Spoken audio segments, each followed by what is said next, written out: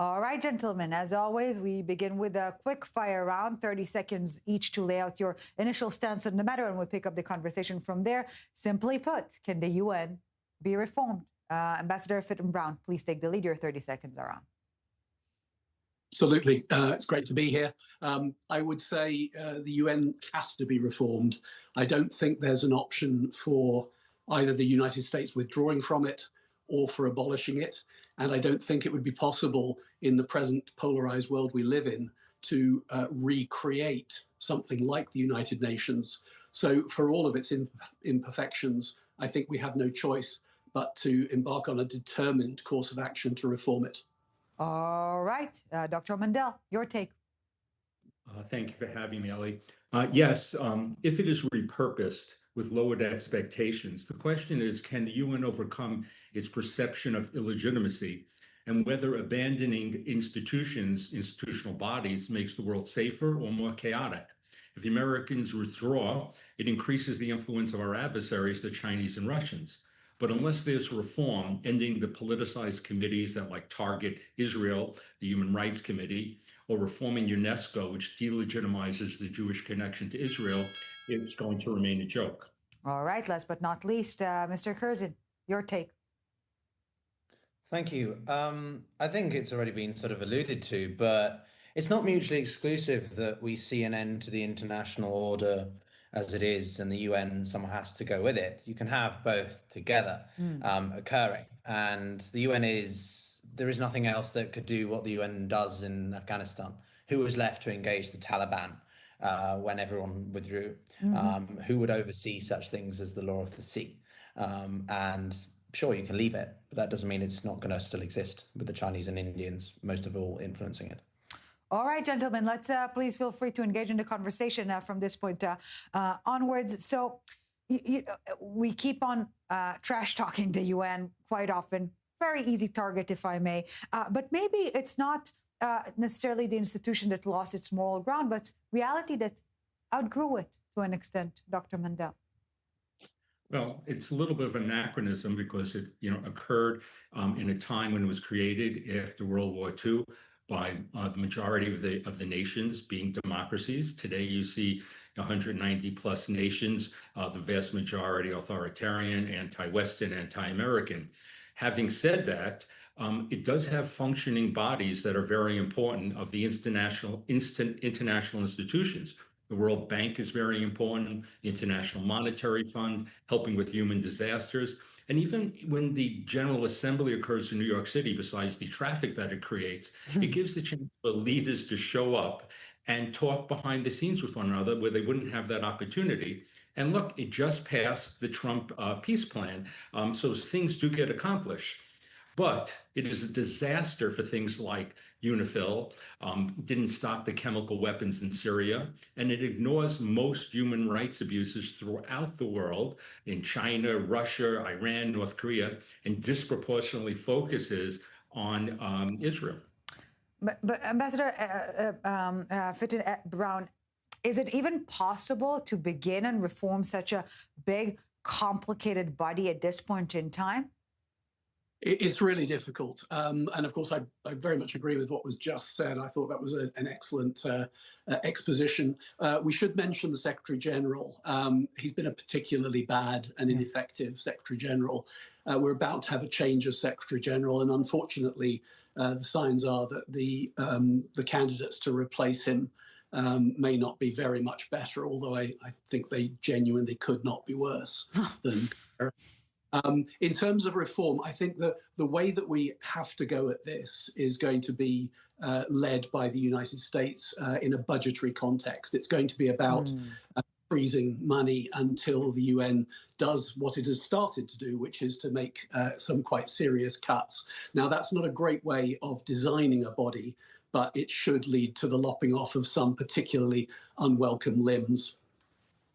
Mr. Curzon, maybe it's just healthy competition in a very American-style way of seeing things. Maybe a new body will invigorate the old one that will simply have to adapt and adjust or else become finally redundant.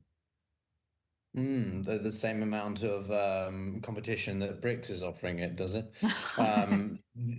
The border peace is made up of about, what, 20 to 30 nations, and which of those, other than the United States, really carries any international influence? And that's not to disbar them. They're important. I have been to many of the nations on the list, but unfortunately, they don't carry the same political and strategic weight. And my point is that unless you have greater adoption or admission to the border peace, then it doesn't necessarily give it legitimacy. The reason the UN exists and is relevant is because countries give it agency and legitimacy. And that's probably one of the core emphases of my entire perspective. A country becomes a country, not because it has a bank or a currency or territory. It's because other countries give it that recognition. It's that intrinsic value. And so the border peace certainly can grow, but it also becomes a problem, which is, and then I'll pass back to you with this last point, which is simply that BRICS, we've seen what begins to happen when it becomes bigger. It becomes bloated. You get greater disagreements, and ultimately that's what would happen to the border peace. So none of the issues that the UN has right now would suddenly not exist with a bigger border peace. The UN can be reformed. It's just about the political will. So what was the dream of global governance always an illusion to an extent? Yes, I think so. Well, I don't know. Sorry, That I don't know if sounds that's not very debate of me. Sorry about that. Can I just offer a quick perspective? Of course. One of the things we haven't talked about, for example, is the work that the United Nations does supporting global counterterrorism. And this is only a tiny thing. I don't want to pretend that this justifies all of the bloat or all of the inefficiency and the corruption that exists in the UN. But it's a good example of where you have tasks that are supranational, and each leading nation, whether that's the United States or someone else, struggles to be to hold the ring on it. You then bring in the UN. It creates the kind of consultancy, the kind of advice, and the kind of incentives and indeed imperatives through Security Council resolutions that actually leads globally to a real uplift in international counterterrorism capability. So that's an example of governance where the UN actually hasn't done a bad job. So, and if I could just tag on to that from the ambassador, like the point about Afghanistan, I think is critical here, because when the US-led coalition withdrew, there was nobody willing to engage the Taliban, because no legitimate country wants to be seen as the first to, well, engage the Taliban, right? Not even the Russians or the Chinese. This is obviously beginning to change now with current circumstances, but the only entity that existed with the reasonable capacity as well was the UN. And you've got 25+ million people, I can't remember the exact population figures, who are in dire need of humanitarian aid and support. And therefore the UN goes in. And I can also say from my experience in Africa, like the UN is really the only body with that global reach. It depends on much funding and, of course, again, political will. But Ethiopia, DRC, all of the conflicts that are ongoing in Africa exist. And ironically, the biggest upholders of the idea of the UN Charter are the countries that came out of decolonization, the African states, because they understood and understand that they have to deal with the hand that they've been given, manage the territorial integrity, the sovereignty. And they're some of the staunchest. We've seen the comments from Kenya towards Russia's invasion of Ukraine, for example. And yet, if I may, it reminds me of this bit by the legendary, brilliant Israeli satire writer, Ephraim Kishon, who had this story about a lion running away from the zoo and then walking into one of the main government offices and eats one clerk, goes to bed. The second day he comes and eats another clerk, goes to bed. The third day, the fourth day he eats the woman who hands out tea, and then in 10 minutes they called police. So no one realized the lion went off, is missing from the zoo, and no one felt those clerks are missing as well. Only when those who actually do things went away, then someone realized there's something. So if the UN institutions per se are gone tomorrow, will we feel the difference? Well, I just wanted to jump in. We already do. Because my world is primarily the Middle East and U.S. relations in the Middle East. And it has been a terrible history of the United Nations in the Middle East. If you look at what's going on in UNIFIL right now, basically in Lebanon, if anything, they've protected Hezbollah. They haven't done their mission. You can go back to 1967 when the UN basically abandoned where they were supposed to be and let the Egyptians close the Straits of Tiran. So you have a situation, we have to ask ourselves, what was the UN's purpose? It was to promote peace after World War II, protect civilians, universal human rights, prevent war, manage conflicts, and coordinate cooperations. And it has done a very bad job at that. So maybe the hybrid that we should have is not the Board of Peace alone, not the UN alone, but maybe we want a coalition of willing democracies and maybe build upon it so there is not an abandonment after a mission is completed. It doesn't have to be the set that we have right now. Keep what's good. I think the IMF, the World Bank, and things that aren't so good, I think they need to be defunded. And really, that's the only currency that the United States has. Ambassador Fitton-Brown, I can see that you're in agreement here. And maybe this is the zeitgeist to an extent, not the bug, but the feature, so to speak. We see regional blocs, let it be the Arab League or ASEAN, and all those, maybe they sometimes move much faster than the UN. Maybe the world is fragmenting into regions, and it is not reforming by reason. I mean, I think that's a fair point. And regional blocs certainly have their place, but you will always find that they want to work with some kind of international ring holder. And I think this point that our colleague was making about Afghanistan is really important. I'd like to underline that. There are so many orphan issues in the world. If they're not orphan issues, they're supranational and nobody's willing to sort of take them on as their main responsibility. One moment when I concluded that the United Nations, for all its faults, was really necessary was when Yemen fell into chaos. And a little bit like Afghanistan, nobody really wanted to own it. But you end up with a sort of a combination of the concerned states. Now, that might be in the case of Yemen, that was often the Saudis, the Emiratis, the United States. Yeah. In the case of Afghanistan, it might be the neighboring countries. You might be talking about Tajikistan and China and Pakistan or something of that kind, but always working with some international validation, because the danger with regional blocs can't replace the UN.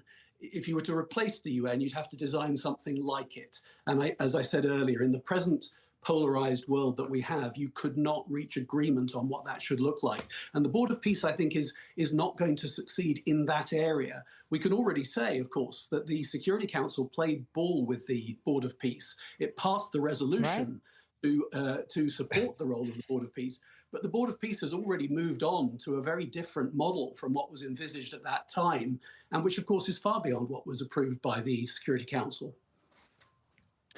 And if I can just again add to that, I think that ultimately it's about agency, and the Board of Peace is seen as a bit of a joke by some of the biggest players that are going to be growing. Right, one of the core critiques of issues with the UN is the Security Council. When we talk about the UN, we often talk about just the Security Council, and people who don't work in it or study it don't understand how complex the UN is. And the Security Council is grossly unrepresentative of the international community now. The British and the French are not the powers that they were, and the country Japan and systemically paralyzed.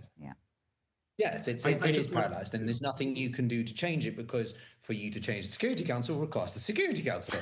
So it's a bit of a ridiculous situation. So ultimately, what I can envisage to an extent is that the UN is more streamlined. I think a simpler, smaller entity that focuses on data collection, administrative elements, humanitarian provision through specific means, working with the African Union, with the Middle East, Arab League, for example, or ASEAN. The UN has been incredibly important for Myanmar. I think this is where it goes. Yeah. But again, it's about Can I just jump in, Ellie? Dr. Mandel, please. Yes, of course. Yeah. First of all, I agree about the streamlining and repurposing it, but I think it's unfair to call the Board of Peace what has evolved to, but we're dealing with something that really its primary purpose is regarding the Gaza Executive Board and the Technocratic Board and these and the International Stabilization Force that's going to come. And I have to say, without the American leadership here, you would not have basically a ceasefire now. You would not have all the living hostages back. Israel will not be controlling 59% of the yellow zone. Without American taking the lead here, and whether you call it the border peace or not, I can't call it, I really think it's totally unfair to call it a joke, because it has some real accomplishments here, however you phrase it. The greater idea of a border of peace that has many, that maybe people think is replaced the UN is a different story. Right. But its first mission has gotten off actually much better than expected. What will happen next, I don't know, but certainly anything the UN has done. Well, I know what will happen next. We're taking a very short break, but when we get back, we dive in deeper into the prospects of this Board of Peace to actually succeed. And you all, gentlemen, are well versed with what is happening here in the Middle East. And as the first test case, this is also very important. So a very quick break. We'll be right back.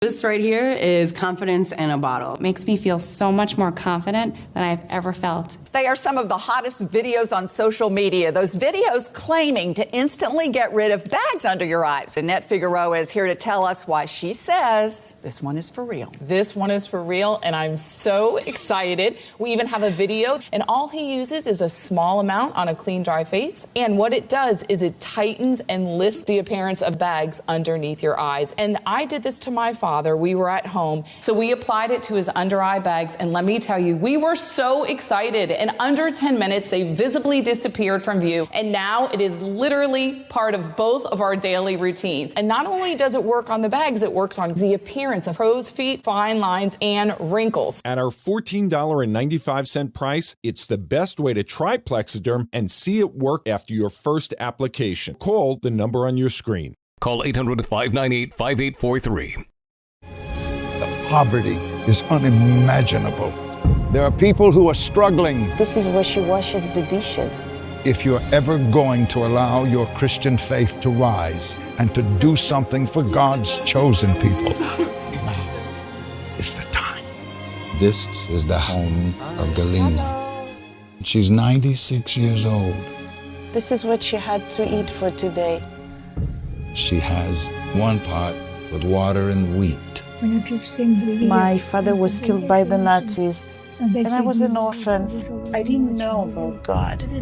But now, in the cold, hungry nights, I pray for food to the God I've never known.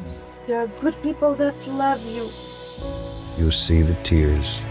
Scripture says joy can come in the morning, and you can be the reason. If you will bless these hurting children of Israel, you will receive God's blessing in return. Your urgent gift today of $25 will help Rush, a survival food box filled with life-saving essentials. If you call right now, your gift's impact will be doubled to help save lives. Call, scan, or go online now. I'm not exaggerating when I tell you, I don't know how much longer she could have waited for us to come. I can't even grow my food anymore. What will happen to me? I'm doomed to starve.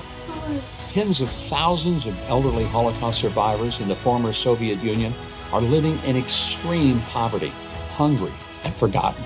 But through the International Fellowship of Christians and Jews, we can bring them hope. Eggs. It's my favorite food.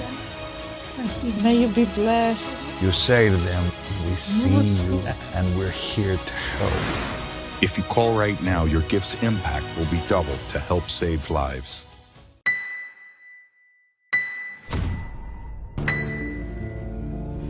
We just finished searching all the car that the people evacuated. When disaster strikes, there's no time to think. Every second, every move can mean the difference between life and death. At United Hatzalah, that's what we train for. This is a mass casualty incident drill, training for emergency scenarios where the wounded outnumber the available responders. It's not real, but this is where lifesavers are made. For a terror attack, a rocket strike, a natural disaster, or a building collapse, we practice and prepare. Because when it's real, there are no second chances. Please help United Hatzalah continue to be prepared to respond in a moment's notice to any scenario, anytime, anywhere.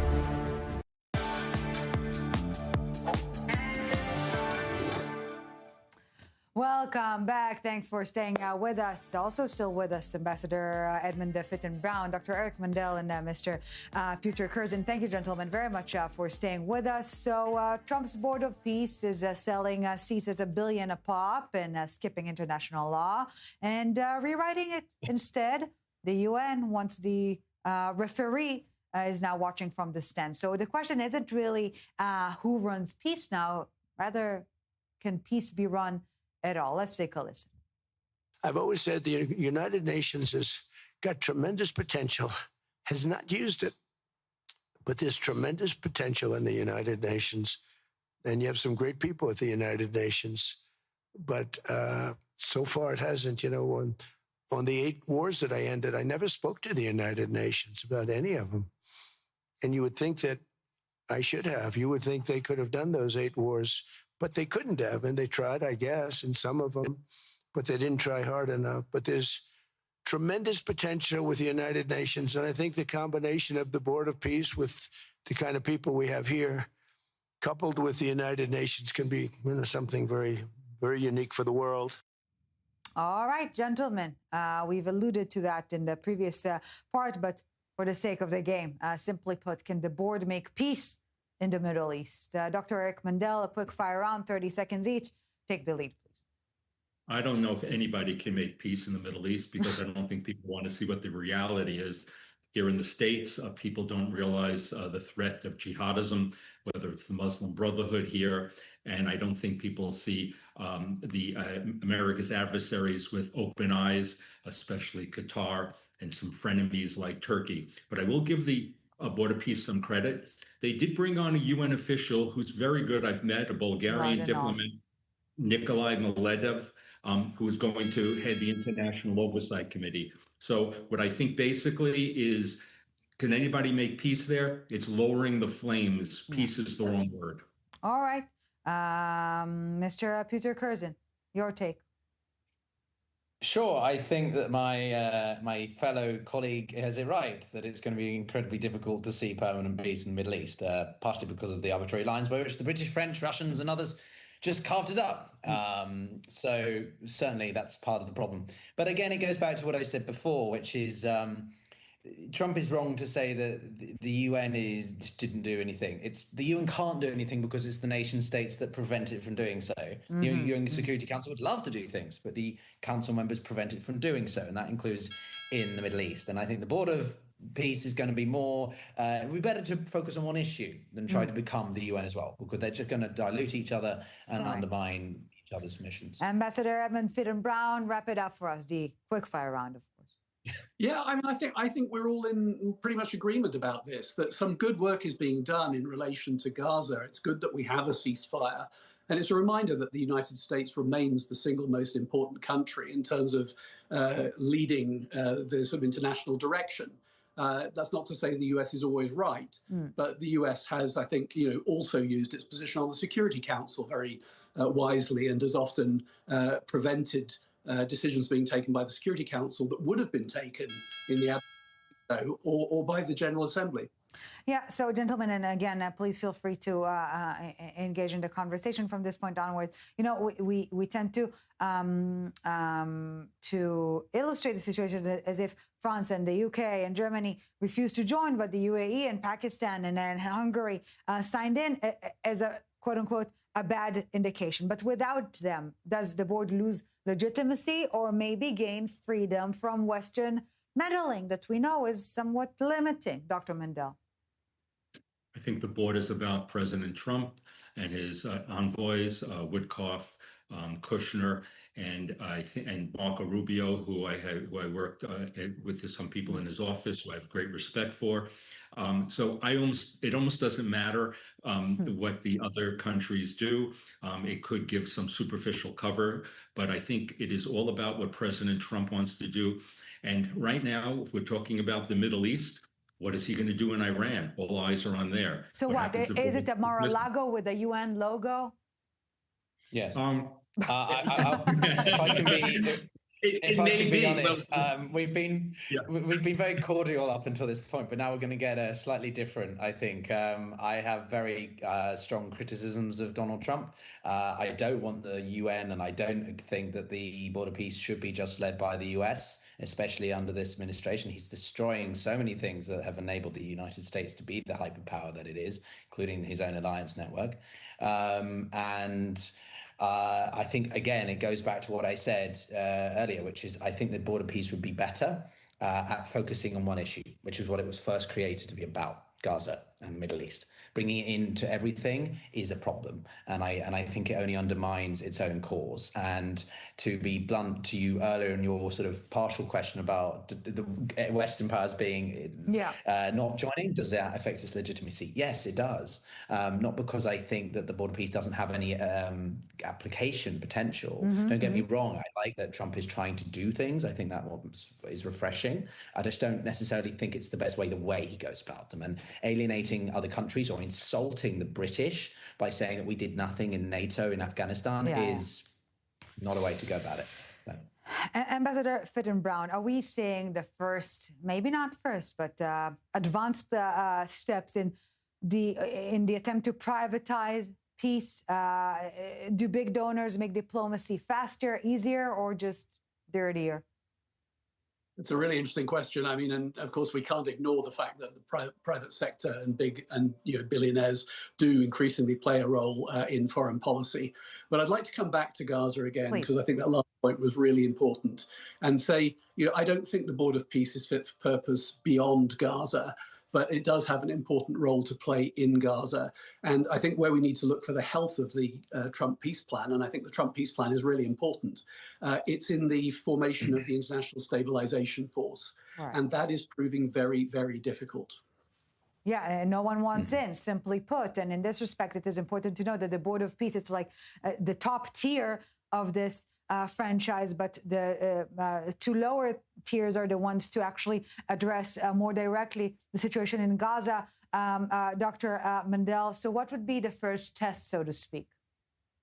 Well, the president has said he has a 2-month deadline for Hamas to disarm, or all hell will break loose. So the International Stabilization Force is not going to do it. Who is going to do it? That means the IDF has to go in and do it. And I just came back from the Middle East, and it's going to take Israel, no matter Board of Peace or not, at least 9 months to go in and demilitarize and disarm Gaza. And that is because over 70% of the tunnel network is still there. Yeah. So we're dealing with a situation that could explode, and the president we see does follow some deadlines. So no matter how good the bureaucracy is in Kiryat Gat, where the Americans are coordinating with CENTCOM and other groups, this could turn very hot and kinetic very quickly. But gentlemen, we're nearing the end of our discussion. Bottom line, the final test, if the board actually rebuilds Gaza, or at least begins it, while the UN drafts another resolution, will results matter more than legitimacy at this point in time, Ambassador Fitton-Brown? Oh, yes, I think without a doubt. I mean, this is absolutely all about results. The risk here, the risk of failure, is that what the Board of Peace can do at that level is it can knock heads together at the lower level. It can actually say these things must happen. And I see the real pressure that needs to be applied right now is on Hamas, which has clearly rejected most of the terms of the second phase of the peace plan. And that means pressure on Egypt, pressure on Turkey, and pressure on Qatar. Now, if the Board of Peace does that job and gets those countries to bring Hamas on board, and we then have a meaningful peace process, then nobody's going to care about the constitutionality of the Board of Peace. Mr. Curzon, your final thoughts? No, I think it's very aptly put, and it's been a pleasure having our back and forth as we did on this debate, because it's very challenging. But I would say that there is an extent of truth to that. And it makes me think of the expression, better to ask for forgiveness than to ask for permission, in the sense of maybe it is that Trump takes the initiative. They do what is necessary to stabilize Gaza, because the UN has for too long been unable to operate, again, for different reasons. And very much I believe in what the UN represents, but I'm obviously very critical of its format. And ultimately, if the Board of Peace is able to achieve something and we see shifts occurring, then that is ultimately what you need to see occurring in international relations and geopolitics, especially in the Middle East. Well, you always heard the ones you love, right? Dr. Mandel, maybe bring it back home. Final sentence, briefly, if you may. Hope for the best, expect for the worst in the Middle East. And I think that is how everybody You want to get out, but it pulls you back in. This is the American romance with the Middle East. Gentlemen, if I may join the rejoicing of our mutual conversation today. It has been an absolute pleasure. Mr. Edmund Fitton-Brown, Dr. Eric Mandel, Mr. Peter Kurzan, thank you so very much for joining us. Till the next time.